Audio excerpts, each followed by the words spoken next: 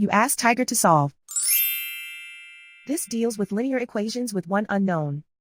The final result is x equals 7/2. Let's solve it step by step. Group all constants on the right side of the equation.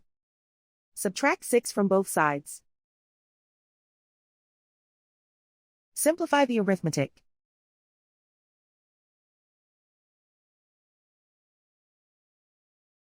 Isolate the x. Divide both sides by 4. Simplify the fraction. Find the greatest common factor of the numerator and denominator. Factor out and cancel the greatest common factor. And so the final result is x equals 7/2.